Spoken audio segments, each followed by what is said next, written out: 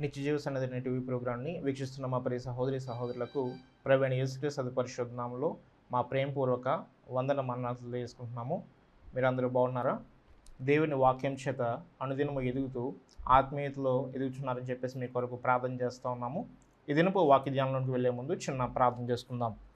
మమ్మల్ని అతిమికిలిగా ప్రేమించిన మా ప్రియ పరలోకపు తండ్రి, నీకు అన్యాయమైన శ్రేష్టమైన పరిశుద్ధమైన నామాన్ని బట్టి లెక్కలేని వందనాలు స్తుతులు స్తోత్రములు దేవా. ఈ దినమున ప్రభు ఈ రీతిగా వాక్యమును ధ్యానించుకుంటకు ప్రభు మీరు మాకు ఇచ్చిన అవకాశం బట్టి స్తుతులు స్తోత్రములు. ఇంతవరకు మమ్మల్ని సజీవం లెక్కలో ఉంచిన విధానం బట్టి స్తుతిస్తూ ఉన్నాం. ఈ యొక్క ప్రభు టీవీ మాధ్యమం ద్వారా ప్రభు ఈ ప్రోగ్రాంను వీక్షిస్తున్న ప్రతి బిడ్డను కూడా నన్ను కూడా నీ సెలవు చాటున ప్రభు మరుగుపరుచుకుని మీరే ప్రభు మాతో మాట్లాడి మీరే ప్రభు తండ్రి మాకు కావాల్సినటువంటి వాక్యవర్తమానం అందించమని వేడుకొంచున్నాం. తద్వారా ప్రభు మేము నీ రాకడకు సిద్ధపడి అనేకులను సిద్ధపరిచే కృప అనుగ్రహించమని యేసుక్రీస్తు వారి అతి పరిశుద్ధ నామంలో మిక్కిలి ఉన్నంగా బ్రతిమాలు వేడుకుని పొందుకుంటున్నాం మా ప్రియ పరలోకపు తండ్రి, ఆమేన్. ఇది నా వాక్య ధ్యానాంశం కోసము న్యాయాధిపతుల గ్రంథము 3వ అధ్యాయం నుంచి కొన్ని వచనములు మనము ధ్యానం చేసుకుందాం. ఇశ్రాయేలీయులకును కనానీయులకును జరిగిన యుద్ధములన్నిటినీ చూడని వారందరినీ శోధించి ఇశ్రాయేలీల తరముల వారికి అనగా పూర్వము ఆ యుద్ధములను ఏమాత్రమును చూడని వారికి యుద్ధము చేయ నేర్పునట్లు యెహోవా ఉండనిచ్చిన జనములు ఇవి: ఫిలిస్తీయుల 5 సర్దారుల జనులను, కనానీయులందరూ, సిదోనీయులను, బయల్హెర్మోను మొదలుకొని హామాతునకు పోవు మార్గం వరకు లెబానోను కొండలో నివసించు హివీయులను, యెహోవా మోషే ద్వారా తమ తండ్రులకిచ్చిన ఆజ్ఞలను వారు అనుసరింతురో లేదో తెలుసుకున్నట్లు ఇశ్రాయేలీయులను పరిశోధించుటకై ఆ జనములను ఉండనిచ్చును. ఈ యొక్క వాక్య వచనం యొక్క మనం గనక మరి కాంటెక్స్ట్ గనక చూసుకున్నట్లయితే, దేవుడు ఇశ్రాయేలీయులను ఐగుప్తు దేశపు బానిసత్వంలో నుండి విడిపించి వారిని మోషే ద్వారా యెహోషువ ద్వారా కానాను దేశంలోనికి తీసుకుని వస్తారు. ఇక్కడ విషయం ఏంటంటే, ఐగుప్తు దేశపు బానిసత్వంలో నుంచి మొదలైనటువంటి జనులందరూ కూడా, పెద్దవారందరూ కూడా 40 సంవత్సరములు అరణ్యంలో సంచరిస్తూ కూడా మరి ఆకుల వలె అరణ్యములో రాలిపోతారు. దానికి కారణం ఏంటంటే, బయలుదేరినటువంటి జనాంగము వారు దేవుని యందు విశ్వాసం ఉంచలేరు. వారు దేవుడు చేసినటువంటి అద్భుత ఆశ్చర్య కార్యములను కని విని ఎరిగినటువంటి గొప్ప అద్భుత కార్యములను దేవుడు వారి పట్ల చేసి తన బాహుబలము చేత దేవుడు వారిని విడిపిస్తే ఆయన అద్భుత కార్యములను, ఆయన విశ్వాస్యతను కూడా వీళ్ళు వెంటనే మర్చిపోయారని చెప్పేసి కీర్తనకారుడు మనకు తెలియపరుస్తాడు. వారు చేసినటువంటి అవిధేయమైన కార్యమును బట్టి వారు వాగ్దాన దేశమును స్వతంత్రించుకోలేకపోతారు. 40 సంవత్సరములు వారు అరణ్యములో రాలిపోతారు. మోషే కూడా మరి వాగ్దాన దేశంలోనికి వెళ్ళలేరు. తర్వాత దేవుడు యెహోషువను నిలబెట్టి మరి ఈ 40 సంవత్సరముల కాలంలో చిన్నపిల్లలుగా ఉన్నటువంటి వారు పెద్దవారు అవుతారు. వారి ద్వారా దేవుడు ఏం చేస్తారు అంటే, యెహోషువకి ఇచ్చి వారిని యొక్క కానాను దేశపు స్వాస్థ్యమును, వాగ్దాన దేశమును స్వతంత్రించుకోవడానికి మరి యెహోషువను సిద్ధపరిచి వారికి ఆ దేశమును ఇస్తారు. యెహోషువ ఏం చేస్తాడు అంటే, మిగిలి ఉన్నటువంటి ప్రాంతములన్నింటినీ కూడా, ఈ కనాను దేశం అంతటినీ కూడా మరి ఆ రాజులను జయించి వారిని సంహరించి ఆ యొక్క భూమిని ఈ 12 గోత్రముల వారికి కూడా పంచిపెట్టమనేటువంటి జరుగుతుంది. ఆయన పంచిపెడుతూ వాళ్ళు నడిపిస్తూ కూడా అనేకమైనటువంటి మరి దేవుని యొక్క మాటలను కూడా వారు తెలియపరిచి, ఇదిగో నేను నా ఇంటి వారిని యెహోవానే సేవిస్తూ ఉన్నాము, మరి మీరు ఎవరిని సేవిస్తారో తీర్మానం చేసుకోండి.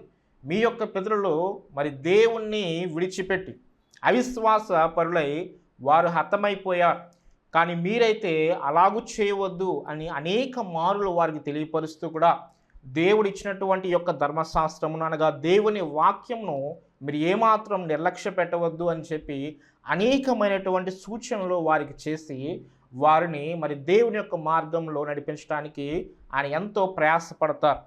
తర్వాత కాలక్రమేణా ఏం జరుగుతుందంటే, మోషే చేసినటువంటి అద్భుతాలు, యెహోషువ మరి ఎరిగినటువంటి జనాంగములన్నీ కూడా, ఆ పెద్దవారందరూ కూడా ఇశ్రాయేల్ గోత్రంలో చనిపోయిన తర్వాత మరి యెహోషువ చేసిన కార్యములు, మోషే చేసిన కార్యములు కూడా ఎరుగునటువంటి జనాంగం అనేటువంటిది ఇశ్రాయేల్ యొక్క మరి దేశంలో, ఆ కనాను దేశంలో వారు ఉన్నటువంటి ప్రాంతంలో మరి అటువంటి జనాంగం రావడం జరుగుతూ ఉంటారు.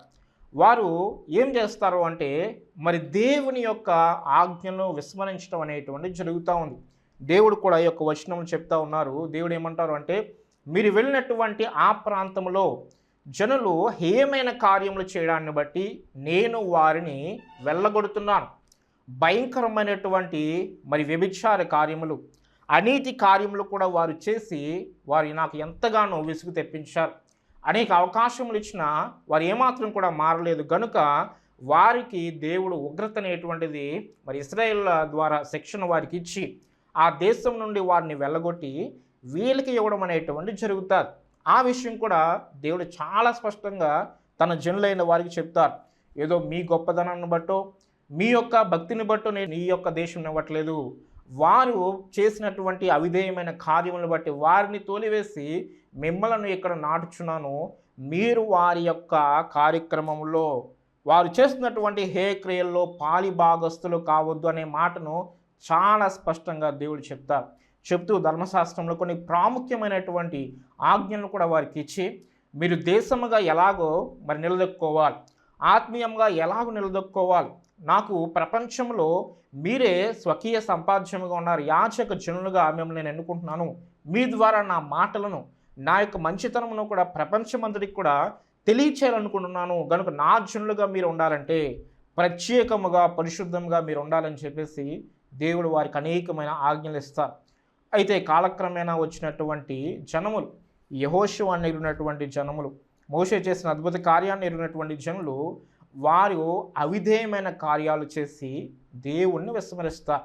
కనుక దేవుడు అక్కడ ఆ యొక్క శత్రు దేశములను వారిని చుట్టుపక్కల పెట్టి వీరిని పరిశోధించడం అనేటువంటిది జరుగుతూ ఉంటుంది. మనం కనుక దీని నుంచి కొన్ని ఆత్మీయమైన విషయాలు నేర్చుకోవాల్సి వస్తే మన జీవితంలో కూడా మనము దేవుణ్ణి మరి అనుసరిస్తున్నామో లేదో, దేవుని యొక్క ఆజ్ఞలు మరి విధేయత కలిగి జీవిస్తున్నామో లేదో దేవుడు పరీక్షించాలనుకుంటారు. మన విశ్వాసమునకు పరీక్ష అనేటువంటిది ఉంటుంది శ్రమ ద్వారా. గనుక మనము దేవుని యొక్క మార్గంలో స్థిర విశ్వాసులుగా ఉండట్టున్నామా లేకపోతే స్థిర విశ్వాసులుగా ఉండట్లేదనే విషయాన్ని మనం తెలుసుకుని మనలో ఉన్న లోపాలను మనం సరిచేసుకోవాలి. స్థిర విశ్వాసం లేనటువంటి భక్తి ఎందుకు కూడా ఉపయోగం లేనటువంటిది. ఒకరోజు ఒకలా ఇంకో రోజు ఒకలాగుంటే దానివల్ల ఏమాత్రం ఎదుగుదల అనేటువంటిది మనకు ఉండదు. కనుక స్థిర విశ్వాసం అనగా మన పరిస్థితులు ఎలాగున్నా సరే ఒకే రీతిగా ఉండగలిగేటువంటి విశ్వాసం అనగా దేవుని ప్రేమను బట్టి, దేవుని న్యాయ లక్షణమును బట్టి, దేవుని మారని లక్షణములను బట్టి, ఆయన ప్రేమను బట్టి మనము భక్తి జీవితం చేయాలి. కానీ మనకున్నటువంటి పరిస్థితులను బట్టి, మనకున్నటువంటి ఆ ఫీలింగ్స్ని బట్టి, మనకున్నటువంటి ఆ మూడ్స్ని బట్టి కూడా మన భక్తి జీవితం ఉన్నట్లయితే అది సరి అయినటువంటి భక్తి జీవితము కాదు అనేటువంటి విషయాన్ని మనం అర్థం చేసుకోవాలి.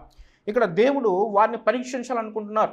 వీళ్ళు అసలు నా యొక్క మాటను వింటారా లేదా, నేను చెప్పినటువంటి ఆజ్ఞలు పాటిస్తారా లేదా, నేను ఎంతో మరి ఉన్నతమైన నిబంధన నేను అబ్రహాముతో చేశాను కదా, వీరి పితరులతో నేను చేశాను కదా, ఈ నిబంధనలో వీరు నిలిచి ఉంటారా లేదా, నేను నమ్మకమైనటువంటి వ్యక్తిగా నేను ఉన్నాను కదా, వీరు నా పట్ల నమ్మకంగా ఉంటారా లేదా అనేటువంటి విషయాన్ని వారికి తెలియపరచడానికి, ఒకవేళ అవిధేయ స్థితిలో ఉన్నప్పటికీ కూడా వారిని సరిచేయడానికి కూడా దేవుడు ఇష్టపడుతున్నారు. ఇక్కడ జరిగినటువంటి విషయం ఏంటంటే తర్వాత వచనంలో, కాబట్టి ఇశ్రాయేలీలు, కనానీయులు, హిత్తీయులు, అమోరీలు, పెరిజ్జీయులు, హివ్వీలు, యెబూసీయులను జనుల మధ్య నివసించుచు వారి కుమార్తెలను పెండ్లి చేసుకొనుచు వారి కుమారులకు తమ కుమార్తెలను ఇచ్చుచు వారి దేవతలను పూజించుచు వచ్చిరి. బైబిల్ గ్రంథంలో దేవుడు ఇశ్రాయేలీయుల పట్ల మరి ఎక్కువగా నొచ్చుకున్నది ఏంటంటే విగ్రహారాధనకు అని ఎక్కువగా బాధపడతారు. ఎందుకు దేవుడు విగ్రహారాధన చేయకూడదనేటువంటి మాటను మరి వారికి స్పష్టంగా ఎందుకు చెప్పడం జరుగుతూ ఉందంటే, వారు చుట్టూ ఉన్నటువంటి ప్రాంతముల్లో వారు అనేకమైనటువంటి విగ్రహారాధన చేస్తూ వారి ఆచారముల ప్రకారము మరి చిన్నపిల్లలను బలి ఇవ్వటము, మరి ఇష్టానుసారం కనుక వావి వరుసలు తెలియకుండా వ్యభిచార క్రియలు చేయటము, ఇంకా చెప్పుకోలేనటువంటి భయంకరమైనటువంటి హే క్రియలు చేయడం అనేటువంటిది జరుగుతూ ఉంటారు. బైబిల్ గ్రంథంలో కూడా అనేక మార్లు దేవుడు మాట్లాడుతూ ఉంటారు. ద్వితీయోపదేశ కాండంలో కూడా ఈ రకమైనటువంటి హే క్రియలు చేస్తూ దేవుని నీతిని, దేవుని న్యాయ లక్షణమును కూడా ఎంతగానో మరి విడిచిపెట్టి మరి భయంకరమైన కార్యములు చేయడానికి ఈ విగ్రహారాధన అనేటువంటిది ఎంతో ఆవశ్యకంగా ఉంటుంది. గనుక వారు ఏం చేస్తారు అంటే దేవుడు విడిచిపెట్టమన్నటువంటి వాటిని విడిచిపెట్టకుండా మరి ఇతరగా ఉన్నటువంటి ఇతర జనులతో వీళ్ళు కలిసిపోయి వారి యొక్క మరి దేవతలను పూజించటము, వారి దేవతలను పూజించిన తర్వాత హీనమైన కార్యములు చేయటం అనేటువంటిది కూడా చేసి దేవునికి ఎంతగానో బాధ అనేటువంటిది తీసుకొస్తారు. అట్లు ఇశ్రాయేలీయులు యెహోవా సన్నిధిని దోషులై తమ దేవుడైన యెహోవాను మరచి బయలుదేవతలను దేవతా స్తంభములను పూజించిరి. దేవుని వాక్యములో మనం చూసుకున్నట్లయితే దేవుడు ఇశ్రాయేలులను బానిసత్వంలో నుంచి విడిపించిన తర్వాత సీనాయి పర్వతం దగ్గర తీసుకొస్తారు. సీనాయి పర్వతం దగ్గర తీసుకుని వచ్చి దేవుడు అక్కడ ద కవెనెంట్ ఆన్ సీనాయి అని చెప్పేసి దేవుని యొక్క నిత్య నిబంధన వారితో చేస్తారు. ఏమిటి అంటే, నేను మీ దేవుడినై ఉంటాను, ఎందుకంటే నేను మిమ్మల్ని విడిపించాను. అవును, ఇక్కడి నుంచి పరో చేతిలో మిమ్మల్ని విడిపించాలంటే ఎవరి తరము కూడా కాదు. ఒక్క బాణము కూడా మోషే ప్రయోగించలేదు. ఒక్క యుద్ధము కూడా ఒక్క కత్తి పట్టుకుని యుద్ధం చేయడం అనేటువంటిది ఐగుప్తీయులతో ఈ బానిసలుగా ఉన్నవారు చేయలేదు. కానీ కేవలము దేవుని యొక్క మహాకృపను బట్టి, దేవుని యొక్క మహాశక్తిని బట్టి 10 అద్భుతములు చేసి ఎర్ర సముద్రములు 2 పాయలుగా చేసి దేవుడు అద్భుతమైన విజయాన్ని, అద్భుతమైనటువంటి రక్షణను కూడా ఈ యొక్క ఇశ్రాయేలీయులకు ఇవ్వడం జరుగుతూ ఉంది.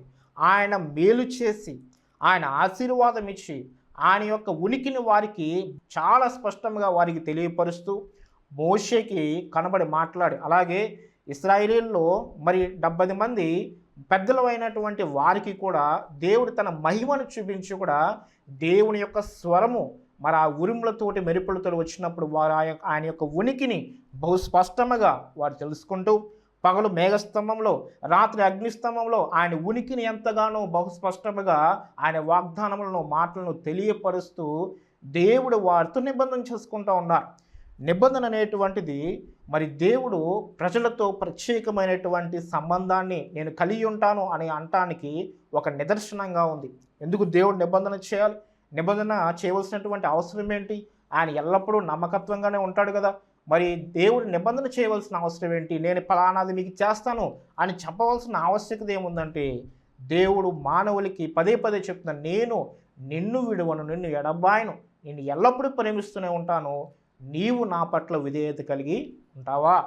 నీవు నన్ను అనుసరిస్తూ కూడా నేను చెప్పేటువంటి నీతి మార్గంలో ఉండటానికి నీ యొక్క మనస్సును నీవు నీ స్వతంత్రంగా నాకు ఇవ్వడానికి ఇష్టపడతావా? నీ హృదయాన్ని నాకు ఇవ్వడానికి ఇష్టపడతావా అని దేవుడు మనుషుల్ని కోరుకుంటూ ఉన్నారు. మానవుడు దేవుణ్ణి ప్రేమించినందుకంటే మరి ఎక్కువగా దేవుడే మానవులు ప్రేమిస్తూ ఉన్నారు. మానవులు వారి యొక్క క్షేమముని ఆలోచించేదానికంటే దేవుడే ఎక్కువగా మానవుల క్షేమాన్ని ఆలోచించడానికి ఇష్టపడుతూ ఉన్నారు. అది బైబిల్లో ఉన్నటువంటి మరి దేవాతి దేవుని యొక్క లక్షణము. ఇక్కడ కనుక మనం చూసుకున్నట్లయితే దేవుడు వారితో నిబంధన చేసి, ఈ యొక్క కార్యములు మీరు చేయొద్దు, మీ దేవుడైన యెహోవా నేను నన్నే మీరు సేవించండి, విగ్రహారాధన చేస్తూ భయంకరమైన హేయక్రియలు చేస్తూ ఎందుకు మీరు సమాజంలో భయంకరమైన కార్యములు చేస్తారు అని అనేకమైన మాటలు చెప్పి వారితో ప్రమాణం చేయించుకుని, ఆయన కూడా ఆ ప్రమాణముల్లో ఒక ఇతర వ్యక్తి వలె ఆయన వారితో కూడా ఉండి, నేను కూడా ఈ యొక్క నిబంధనకు నేను నిబద్ధునిగా ఉంటాను, మీరు నా పట్ల ఈ రీతిగా ఉండని చెప్పిన తర్వాత కూడా వీళ్ళు ఎంతగా మరి మానవ లక్షణాన్ని బట్టి కూడా వీరు తప్పిపోయినప్పుడు దేవుడు ఎంతగానో బాధపడతారు. అక్కడ రాయబడి ఉన్నటువంటి మాట ఏమిటంటే, యెహోవాను మరచి బయలు దేవతలను, దేవతా స్తంభములను పూజించిరి. మన జీవితంలో కూడా దేవుడు మనకి చాలా సమృద్ధికరమైనటువంటి జీవితంలోని, చాలా ఫలభరితమైనటువంటి జీవితంలోనికి దేవుడు మనల్ని పెట్టిన తర్వాత ఆయన మర్చిపోతూ ఉన్నామేమో. ఆయన చేసినటువంటి కార్యములను మరిచి భయంకరమైన కార్యముల్లో నిమగ్నమవుతూ ఉన్నామేమో.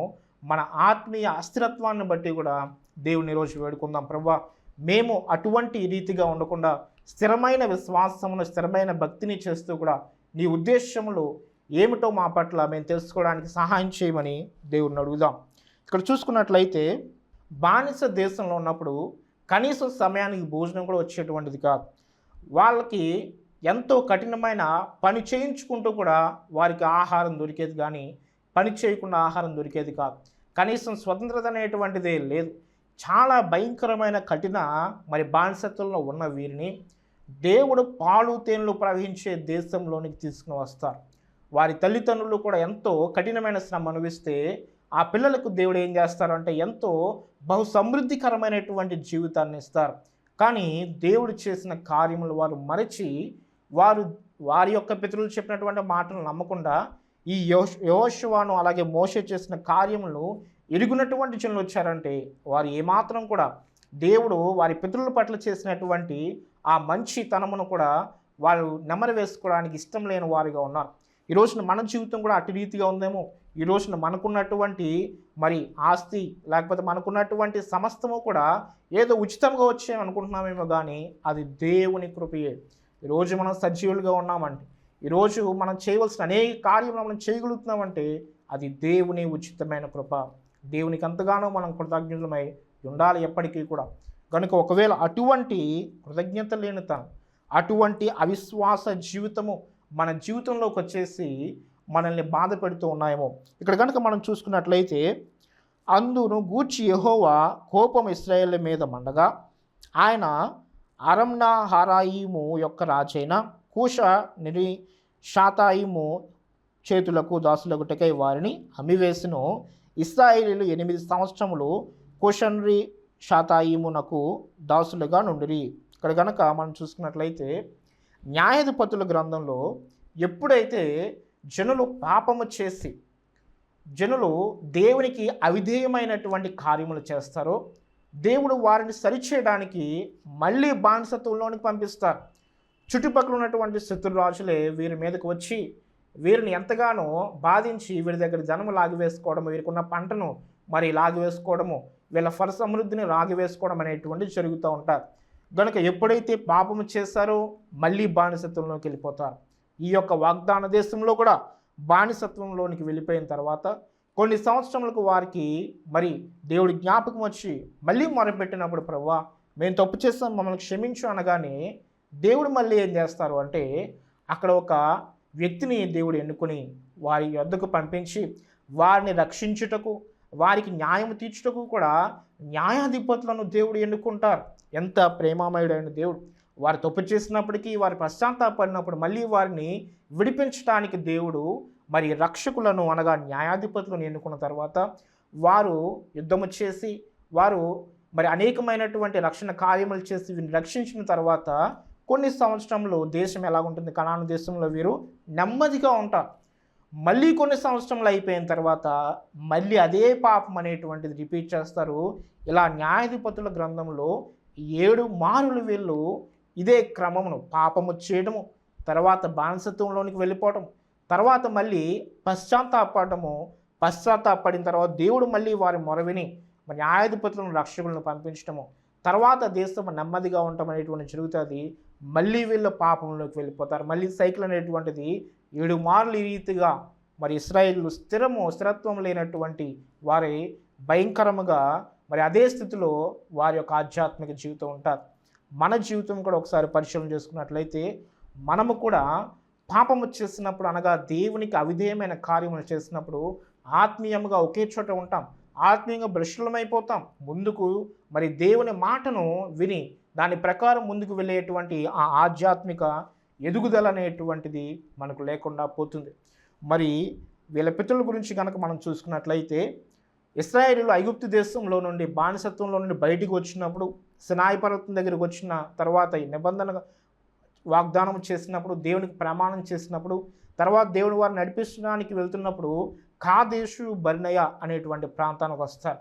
అక్కడికి వచ్చి దేవుడు వారిని వేగు చూడడానికి వెళ్ళి అసలు కనాను దేశంలో ఉన్న వాళ్ళు ఎలాగున్నారో, అక్కడ ఉన్నటువంటి చెట్లు ఎలాగున్నాయో ఆ యొక్క దేశపు స్థితిని ఎరిగి చూడడానికి జనులు పంపించమన్నప్పుడు 12 మంది వెళ్తారు. 12 మంది వెళ్ళి వచ్చిన తర్వాత 2 కాలేబు యెహోషువ అనేటువంటి వ్యక్తులు వచ్చి మనం ఆ దేశంను ఖచ్చితంగా జయిస్తాము, ఆ దేశంలో ఇటువంటి పరిస్థితులు ఉన్నాయని చెప్పినప్పుడు 10 మంది కూడా మరి ఎంతగానో కూడా భయంకరంగా మనము ఓడిపోతాం, మనం మిడతల్లా ఉన్నాం, ఆ కాననీయులు ఉన్నత దేహులు, మనం ఏమాత్రం వారిని జయించలేమని అవిశ్వాసంతో అక్కడ ఉన్నటువంటి లక్షల జనాంగాన్ని అవిశ్వాసంలోనికి నెట్టివేసి భయంకరంగా మోషే మీద అహరోను మీద మరి తిరుగుబాటు చేస్తున్నప్పుడు దేవుడు కూడా అక్కడ ఏం చేస్తారు అంటే, ఇక మీ యొక్క అవిశ్వాసాన్ని బట్టి ఈ దేశము మీకు వాగ్దాన దేశం రాదు, మీ పిల్లలకు నేను ఇస్తానని చెప్పేసి 40 సంవత్సరంలో అదే ప్రాంతం అదే స్థలంలోనికి వచ్చేంత వరకు కూడా చుట్టూ కూడా తిప్పిస్తారు.